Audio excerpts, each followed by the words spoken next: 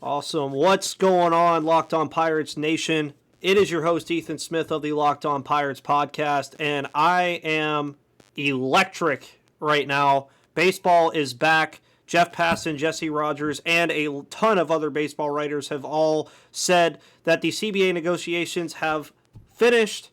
The owners and the players have agreed to a deal, and that is what we are here to talk about today. But before we get into that, thank you for making me your first listen of the day every single day here on the Locked On Podcast Network. And we are going to be covering everything that is about to happen over these next couple days. And of course, if you are on YouTube, you can see to my right, I am joined by my usual Friday guest, Adam Bittner, but we were decided to record it on Thursday, and I don't think we expected a deal to be done literally like an hour and a half before we recorded today.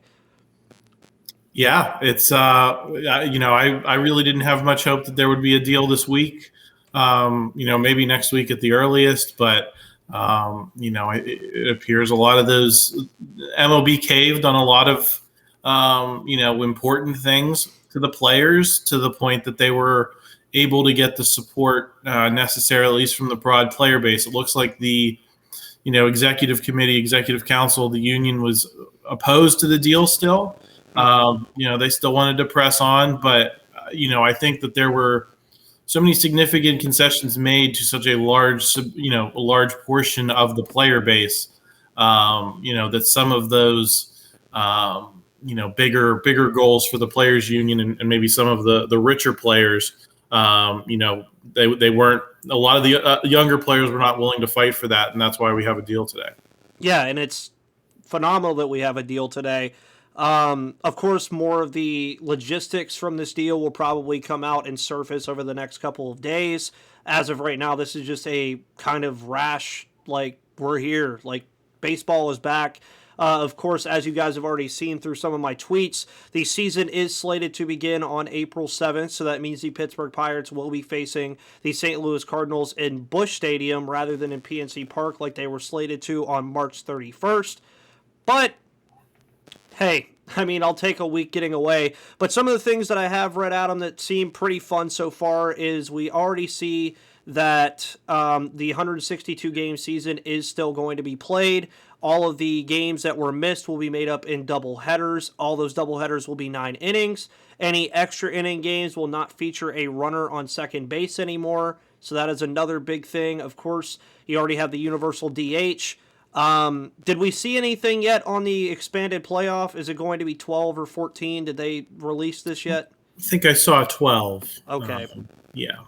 Yeah, so expanded playoff, there's a lot of stuff going on. A lot. I mean, it's very nuts what we're seeing right now. And as I mentioned to you before we started hitting the record button today, free agency is possibly slated to open here in about an hour and a half. Right now, it's 4:23.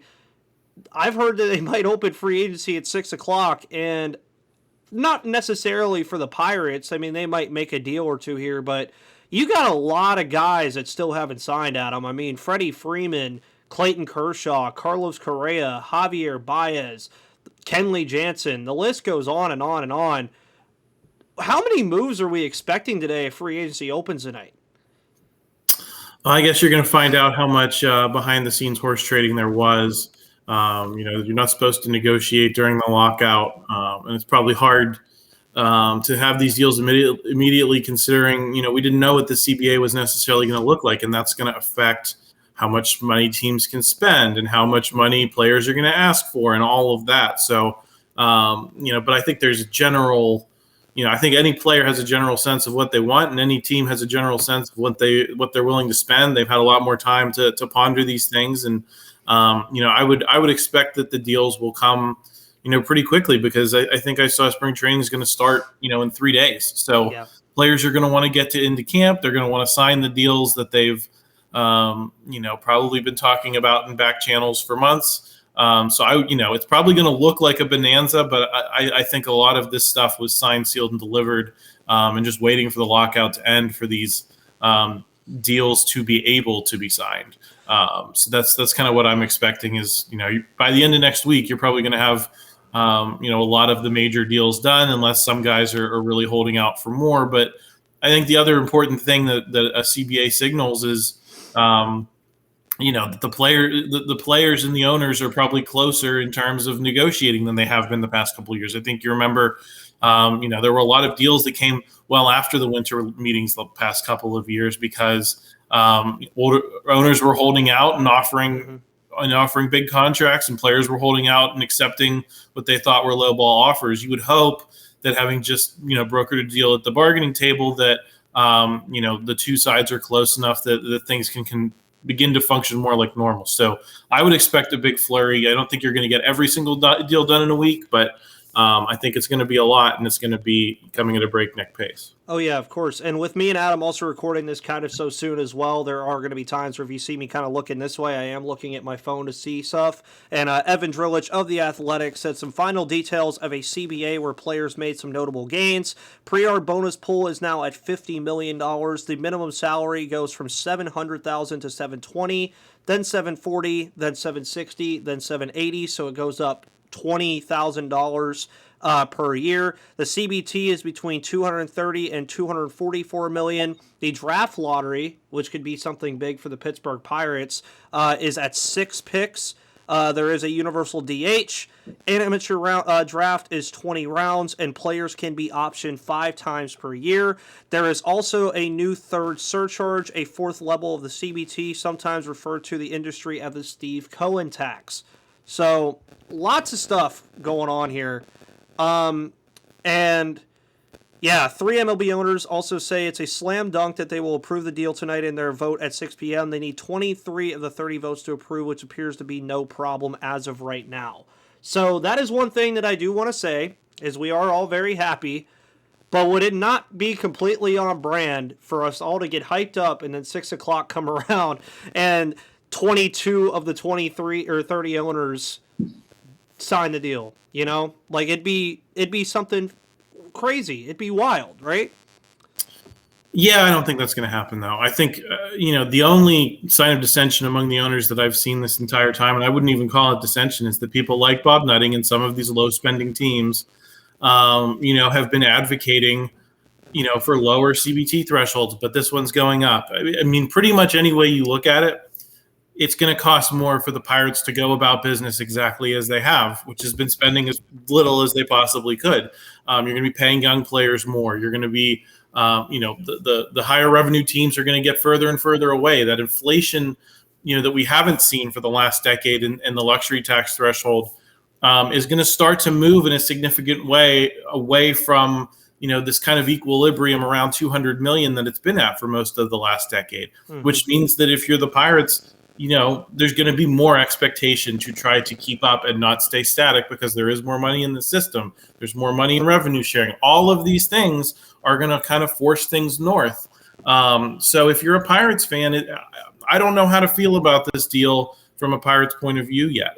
I think, I was, some of my first thoughts were, I think this is going to, I'm not saying that I think this is going to force Bob Nutting to sell, but I think this is going to get him closer because a lot of the things that he wanted in a deal, neither the players nor most of his fellow owners, wanted.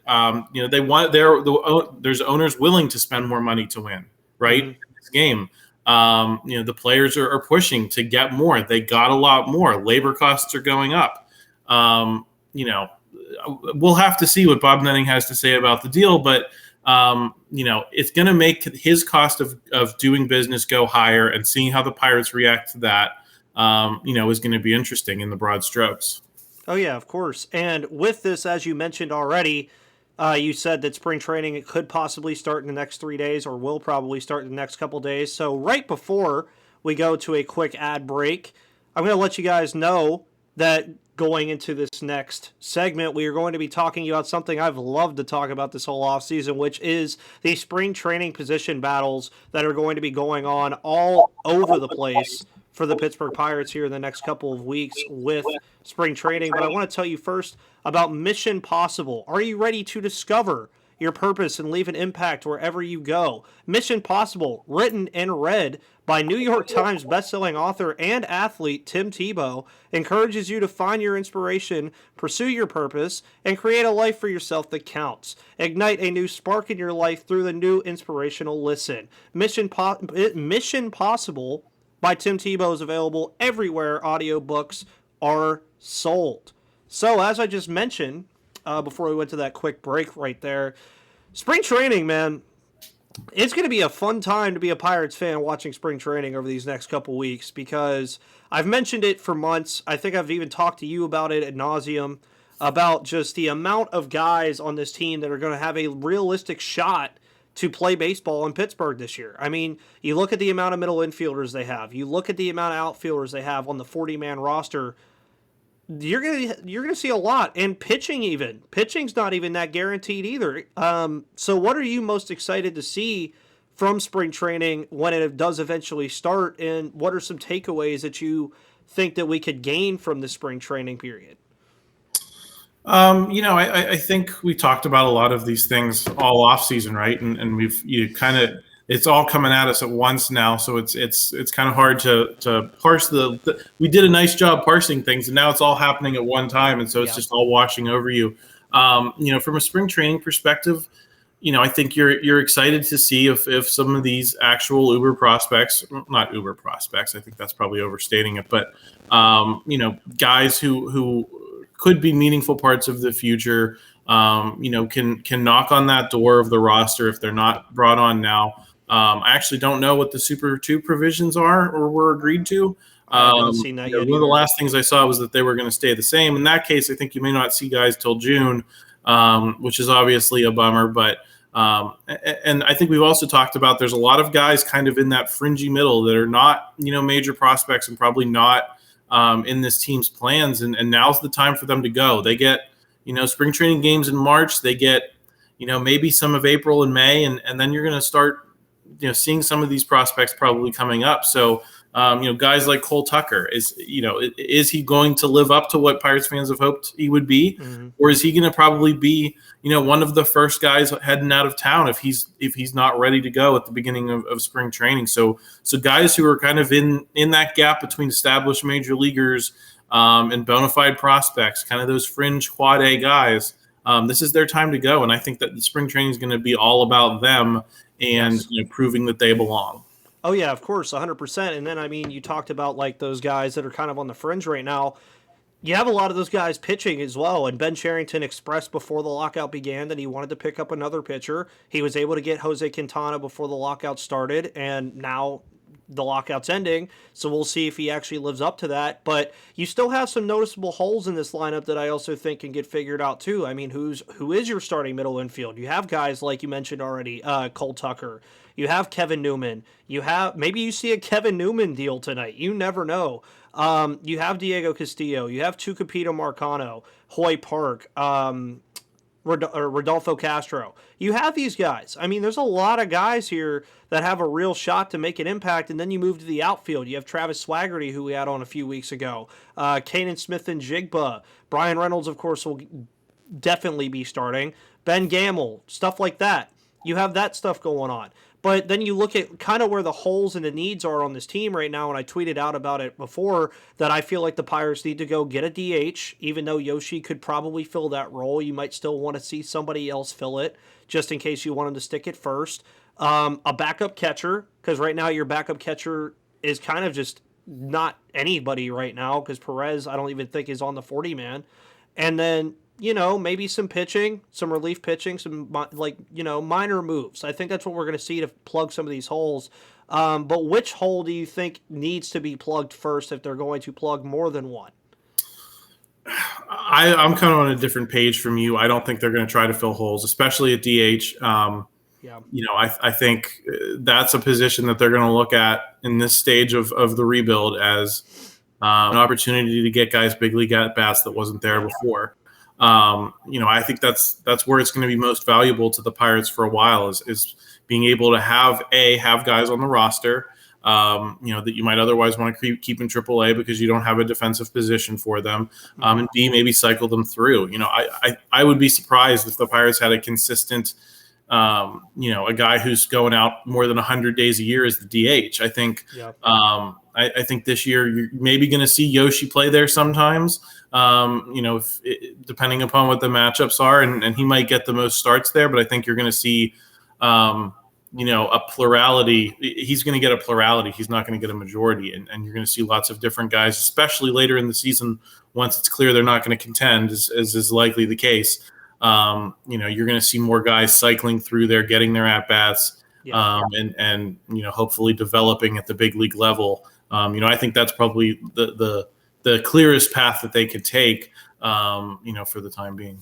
Yeah, and I agree 100%. And I think most people would agree with you here as well that O'Neal Cruz will most likely be a prime candidate to get in that DH spot as well. I think that spot fits him very well, seeing that right now he's still a 6'7" shortstop, and people have questioned his defensive ability. Well, he knows how to hit the baseball really hard, so he could probably do that.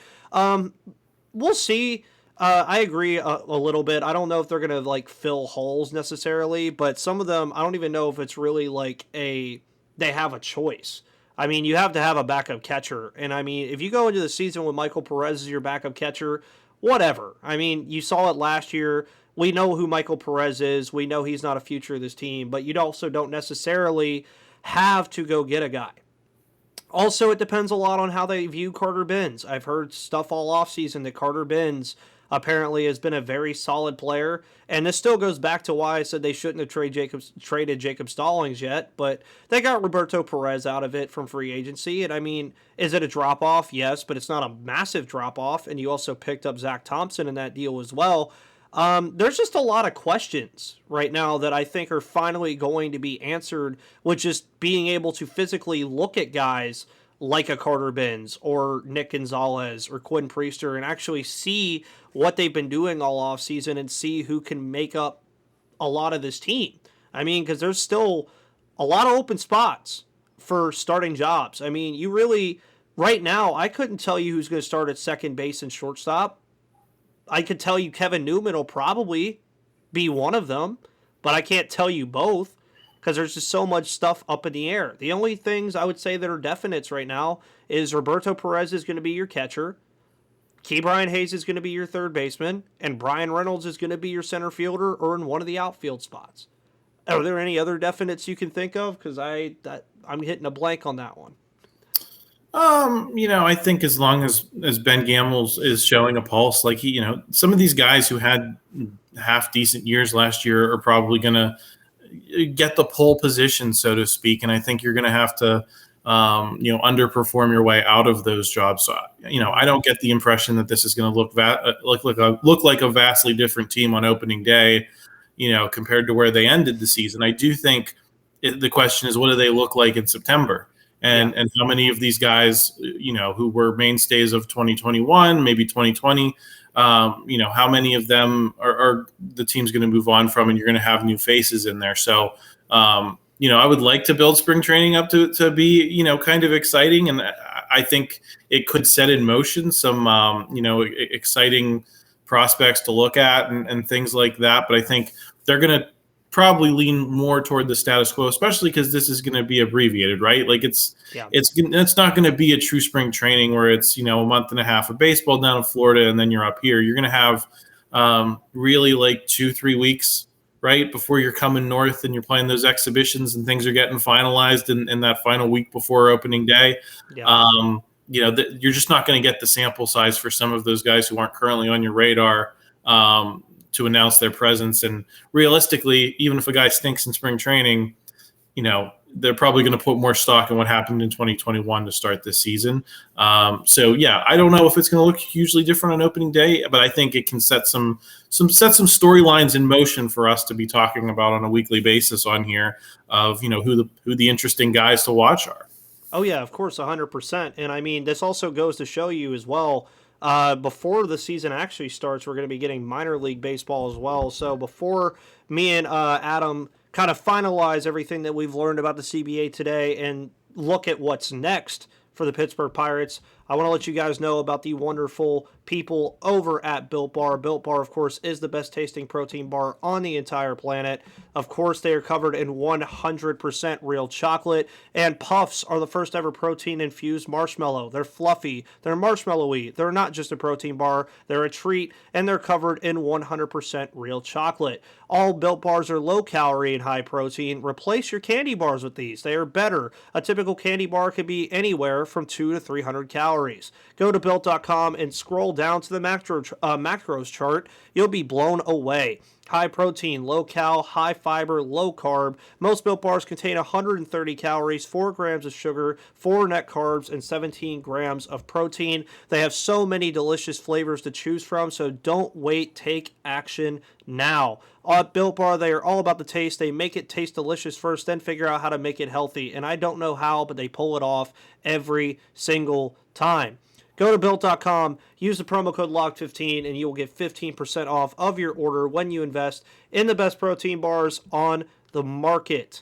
Of course, we are also brought to you by Rock Auto today as well. With the ever-increasing numbers of makes and models, it's now impossible for your local chain auto parts store to stock all the parts you need. Why endure often pointless or seemingly intimidating questioning and wait while the person behind the counter orders the parts on their computer, choosing the only brand their warehouse happens to carry? You have computers with access to rockauto.com at home and in your pocket. Save time and money when using Rock Auto. Rock Auto is a family business serving do-it-yourselfers for over 20 years. Their prices are reliably low for every customer, and you can go explore their easy-to-use website today to find the solutions for your auto parts needs. Go to rockauto.com right now and see all the parts available for your car or truck. Right Locked On in their How Did You Hear About Us box so they know that we sent you. Amazing selection, reliably low prices, all the parts your car will ever need.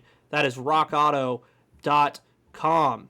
So, the CBA, again, we're still getting a lot of details about it. They're just flying left and right. Like you said, everything that we've bundled up over this 99 to almost 100-day lockout is just all of a sudden it's coming at us. And there's a lot to think about. I mean, we already hit on free agency. We hit on spring training. There's going to be probably trades that happen here in the next couple of weeks as well. But like you mentioned about like the spring training not being a complete spring training, how much effect do you think that's going to be on like ultimately how the season could play out to begin the season? It's hard to say because players have probably been training, right? They've been keeping up with their workout routines. They haven't just been sitting on their couch waiting to get a call that spring training's starting. So I think it's going to come down to a lot of individual work. Some seasons you see that the hitters are ahead of the pitchers or the pitchers are ahead of the hitters.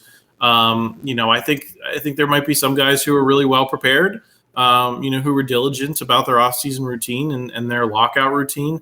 And you're going to see guys who probably suffer. And I think it's probably hard to put a finger on that because we don't know what the players are doing every day.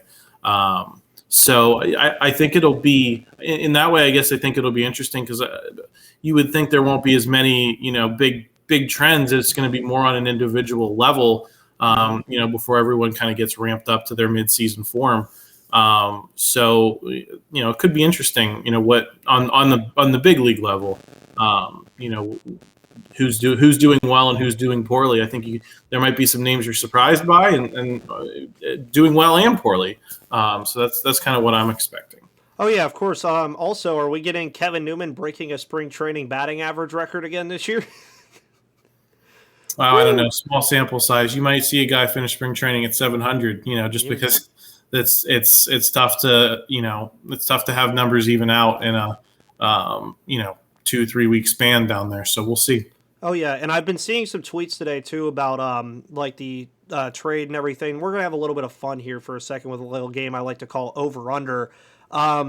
Somebody was asking over under 6.5 trade or signings are made today, like within the 12 o'clock a.m. window. So like until we get to midnight, over under 6.5 signings are made today, Adam. Oh, I would say there's probably going to be maybe a dozen, 2 dozen small. I don't think it's going to be a lot of players that you're like, raising your eyebrows about. It's going to be those guys who've been, waiting to sign those smaller deals and find homes. I think those guys are going to be the ones that are under the most pressure to, find a team and get into camp. Yeah. So that you can solidify what you're going to do. I think some of those bigger names probably have the luxury of holding out a little bit while because they're more known commodities. So I'm going to go way over 6, but I don't I'm not sure how many of the major deals will be included in that. Yeah, because as I mentioned earlier, you still have guys like Carlos Correa, Freddie Freeman, Clayton Kershaw, Javi Baez. You have a lot of different guys, and as you mentioned, those guys are known commodities. You don't have to sign right away with the team that you want to sign with, or like you can have teams bargaining for you to get a little bit more money, obviously, because we just saw the CBT go up. So they can kind of do that. But as you mentioned, like, say, for example, a guy like Cole Tucker, if he was a free agent, he'd have to sign like almost immediately because he has to get into camp, show this team what he can do, and see what can happen. And that's what I really think could happen for the Pirates here with one of these small signings. Is I think the Pirates, if free agency opens, they might make a deal today for somebody if they want to, because obviously the Pirates are not going to be in the market for a major free agent. And another guy that I also think people keep forgetting has not yet signed to an MLB team, Seiya Suzuki. He's still a hot commodity from Japan. He is still there, I believe. So that's going to be a fun little sweepstakes to see, and how he will be able to get over here for spring training and all of that fun stuff. My other over-under that I had was over-under how many months it takes until we realize the Pirates are out of contention, and I said 2.5. So either 2 months or 3 months would be over or under. So when do you think Pirates fans will realize, well, we're not contending again this year? I don't mean to be a bummer, but I'm going to go like 2 weeks. That's where I would set the over-under. Sometimes during those losing streak years, we saw the Pirates get out of the gate decently sometimes. I think even last year that, they played some decent baseball. And before, inevitably the wheels are going to start to fall off because this team just doesn't have the depth to go the distance. If anything, I think that if you're a Pirates fan, you would have preferred to see another shortened season, get another crack at that, 60 game kind of thing, because that's the only way over a small sample size that they're going to contend, I think. And that doesn't mean they won't be interesting to watch at times, but I don't have a ton of hope for this year's Pirates.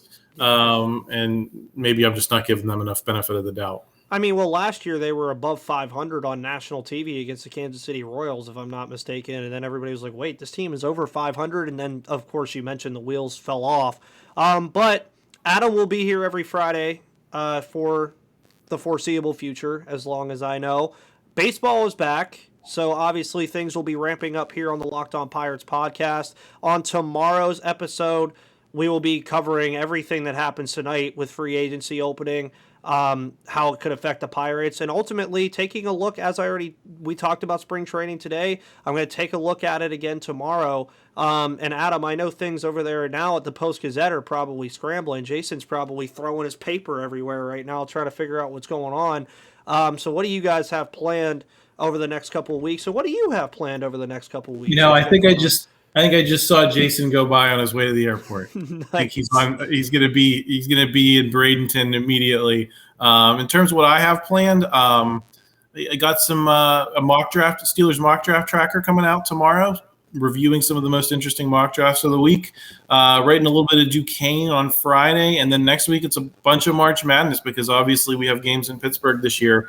So I'll be down at the arena. I'll be possibly going out to Rivers Casino to kind of see what the in-person gambling traffic is from this influx of out-of-state fans and contingents. So, it's going to be a fun, busy time for us. So check out post-gazette.com and please consider subscribing to support the journalism we do on a local level for you every day. Of course. And guys, get hyped. Baseball is back like Slim Shady. Guess who's back? Back again. Baseball is back. We will be starting the season in less than a month from now. So it's going to be very fun. We're going to be here through the entire ride. Good luck tonight for everybody trying to keep up with everything if news is going crazy. I will be over on Twitter at MVP_Ethan and at Locked On Pirates, covering anything that happens with the Pirates and anything that happens in baseball. This is going to be a very fun time. Everybody's energetic. We're all happy. Baseball is back. And me and Adam are super excited to be back. I don't know. It's back. Back is going to be the word of the day. I wouldn't be surprised tomorrow if the Wordle word was backs. And I already know Christopher Carter over at Locked On Steelers would get it in like 2 guesses because he keeps giving me crap for it. But anyways, guys, all of the Pittsburgh sports podcasts are finally back to doing what we love to do, which is cover Pittsburgh sports. Adam is over at the Post Gazette. Make sure you go check out his work. He's going to be working on a lot of different stuff, as he already mentioned. And guys, I will see you on the flip side, and Adam will be back next week.